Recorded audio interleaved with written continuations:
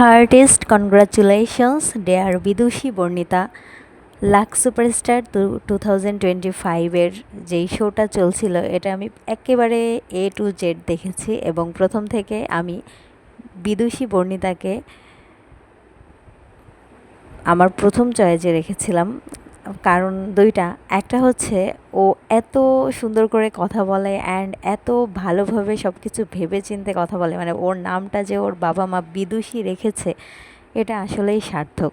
আর দ্বিতীয়ত হচ্ছে ওর বাবা ওকে নিয়ে অনেক প্রচারণা করতেছে বা মেয়ের যেই সাফল্য সেটা অনেকভাবে সেলিব্রেট করছে, যেটা আমাকে খুব অ্যাট্রাক্ট করছে। আমার কাছে মনে হয়েছে যে আসলে পরিবার পাশে থাকলে, বিশেষ করে বাবা যদি কোনো মেয়েকে সাপোর্ট করে, সে অনেক দূর যেতে পারে।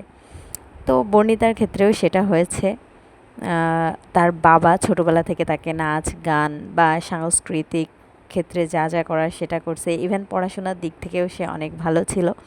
সব কিছু মিলিয়ে আমার কাছে মনে হয়েছে একজন পারফেক্ট লাক্স সুপারস্টার এবার চ্যানেল আমাদেরকে উপহার দিয়েছে।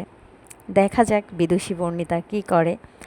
আর বাকি যেই কন্টেস্ট্যান্টরা ছিল তাদের মধ্যে আমার কাছে যেটা মনে হয়েছিল যে বর্ণিতা, নাজা, আমিনা এই তিনজন পরপর ফার্স্ট সেকেন্ড থার্ড হয়েছে, এটা নিয়েও আমি অনেক বেশি খুশি অ্যান্ড তাদেরকে অনেক অনেক কনগ্রাচুলেশনস।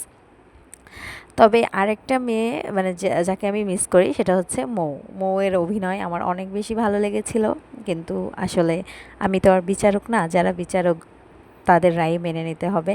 আশা করি বর্ণিতা আমাদেরকে অনেক ভালো ভালো কিছু উপহার দিবে। Again congratulations lux superstar বিদুষী Barnita.